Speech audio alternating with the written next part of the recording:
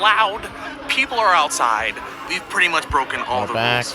And I'm gone. And according to Ivan's text, the cops are on their way. So, yeah, we're kind of fucked. Now, if you don't know what I'm talking about, this video is a part 2 to a video I did last month. It's supposed to be last week. Now it's last month. Don't worry about it. I ruined a giant YouTuber party. Yay. And trust me, to understand what we're going to get into, you need to watch part 2. So go ahead, click the I in the top right to check it out. Please do that.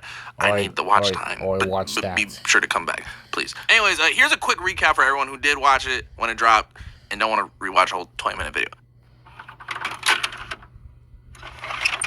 Alright, so me and my boy Frugal Aesthetic, along with some others, decided to throw a party at our Airbnb during VidCon.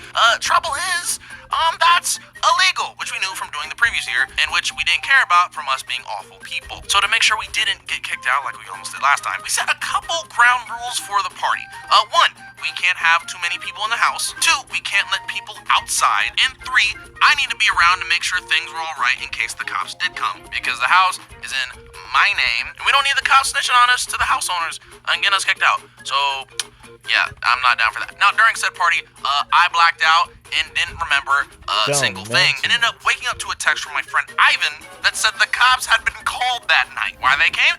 No idea. Were we getting kicked out?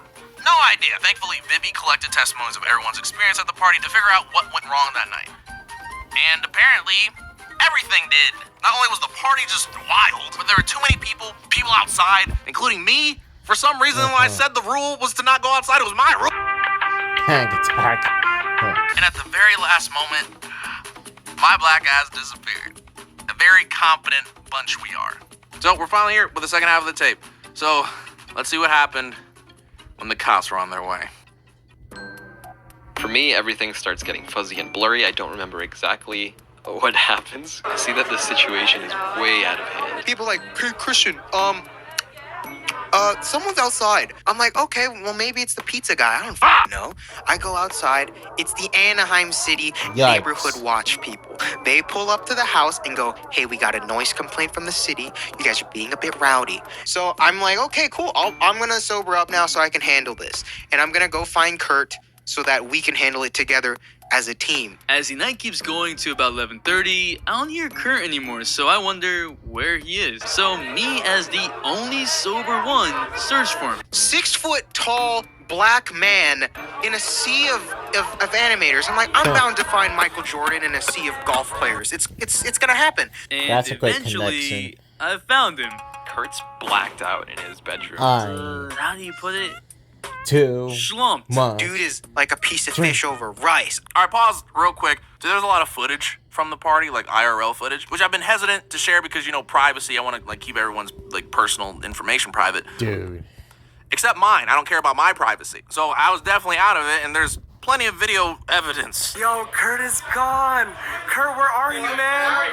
Kurt, do you know where you are? Yo, everybody's filming you.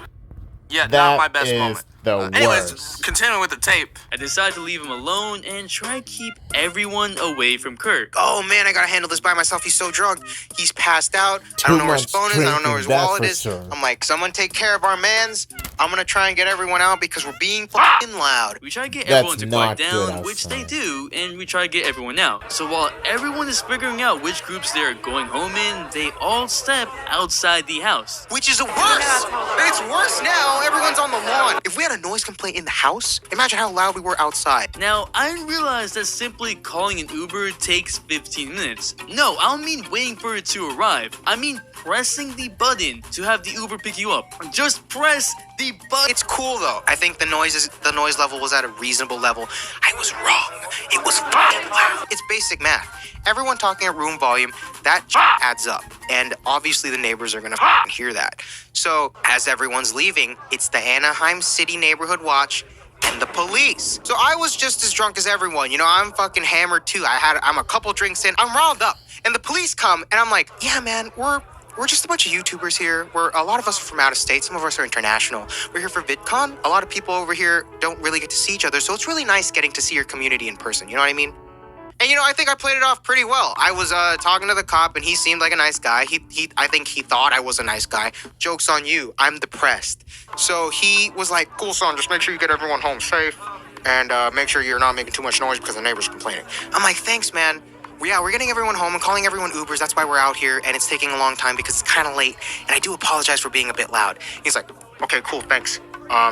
Over, bye. I'm gonna get some donuts or whatever. Donuts? Do at 2 a.m. Usually everyone leaves after 30 minutes of just being outside. Now it's around 1:32 a.m. and as the last person is getting in the car and as I'm about to close the front door of the house, I hear fucking footsteps on the grass. I don't know if you can hear that. I hear footsteps on the grass. I see two people walking up to me. It's just two, like, old people. Two lovely old people, by the way. I don't know who these people are, but then again, I really didn't know anyone in this party. And they immediately ask me, are you Kurt? In my head, uh-oh. I answer no, and then they ask, can you get Kurt? We are the owners of this house. Oh, fuck. The owner has joined the chat. In my head, I'm like, okay, that's fine. Panic. It's like playing Smash and 3 stocks. You got the Anaheim City Police, the Anaheim City Neighborhood Watch, you got the police, and you got the owners. It's a big 3 stocks. I'm over here ice climbers. I've lost my Nana. He's drunk. I'm fucking 1 stock with 1 ice climber, dog. That recovery ain't shit. I respond by saying he's asleep. They persist, and I let them in the house. Apparently, the police had called them 3 times, but because it was the middle of the night, they didn't check who the number was, and they declined the call. So when they finally picked up the call, they were frazzled. Next thing I see is Christian talking to the owner. Christian does a pretty good job at diverting their attention. Hang on. Hey, so I'm Kurt. You know, here's me pretending to be Kurt. I'm not black. I'm not 6 feet. I can't jump that high, but whatever. We're Kurt Ritchie now. Meanwhile, I slip away, and me and Andres tried to get Kurt up. And man, did we try. He's got the spirit of alcohol in his system, and there's no way he's conscious. Too I much specifically drinking can remember me cause saying, this. Kurt, the owners are here. His response, a wave of the hand with his eyes still closed. Kurt, the cops are here. Another wave. Kurt, we're going to jail. Another wave. Now, I don't know about you, but I thought we're screwed. I go back out, and it seems like Christian has actually handled it all. I'm sorry for making all the noise. We're getting everything cleaned up now, as everyone was. Good job on the team. Good job, animators, on cleaning with me. So everyone's cleaning. They're like, cool. Thank you so much, Kurt. I just need to see your ID. And, well, yeah, so I'm not actually Kurt. So I think it was MJ and I go find Kurt to get his ID, and Kurt is just sprawled on his bed, We get him to his feet, but he is not coherent at all. and we pick him up marionette style, and we're Okay. dangling him Why? across the hallway. That's We what come to a happens when point you're where Christian can see him, but the owner can't see that angle. Christian takes one look at passed out, like half a smile Kurt, and he's like motions. He's like, oh no, like get him the fuck out of here. So Andres and I decide it's better to keep him in the room versus letting the owners see him like this. And I'm drunk. He's sober as hell, so he was guiding me through the whole process. But I mean, I'm like, not a good idea. Time to take Kurt back. But then Kurt decides that I want to pee and starts walking out the door. He walks 2 steps out the door, and if the owners just look left, they'll see a stumbling, mumbling, "Hey, Kurt!" So I run Let's- out, yeah. just grab Get him him back in and toss him there. to the bed without the owners noticing a single thing. Okay.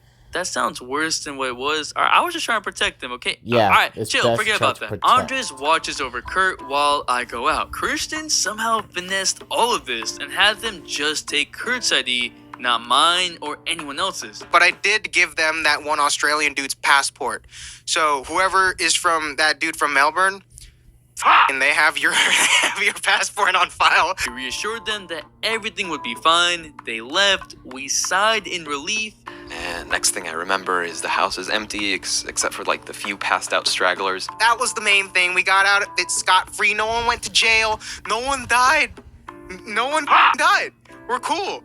Yeah, we weren't cool. So that was the whole tape. Now, cut back to me learning all this. And I'm, well, maybe let's just say a lot more sweaty than anyone should be after waking up in someone else's house. Yo, like there's a ton of things that could be happening to us now that all that just went down. And I wasn't sure what our fate was. And I was especially scared that we get kicked out. I go through my phone notifications and then boom. There it is. A new notification that kind of sticks out from the rest. A notification on the Airbnb app. And guess what? It's a message from the owners of the house. Who thought? Bro, I opened that message like it was results from the clinic. Because that's what this was. Are we HIV positive or is it just like crabs? What's going on? So I open it up and man, let me tell you, our fate makes me think. I really wish they said we were just homeless. But you're gonna have to find out exactly what that fate was next time. Look, I'm sorry, I had to, okay? This is a whole nother arc. It just did not phonetically fit. So catch y'all soon to see what happens to us. And trust me, it wasn't pleasant. So great content. Oh, what's up, y'all? Hope y'all enjoyed that part 2. Sorry I had to do like that with adding a part 3. I really didn't want to. But that's how life works sometimes. Now, as you might see on the side, I have a little something scrolls going on. I don't know if it's this side or this side. I'm too dumb to know. I have a little Patreon scroll. That's because I launched a Patreon. Still not officially launched yet. I'm gonna make like a whole little video about that, and I'm gonna have like a little thing for people who join before that real video drops. Secret link at the bottom. The real launch will come soon. All right, that's about it for me. Stay tuned for part 3. All right, y'all. Peace.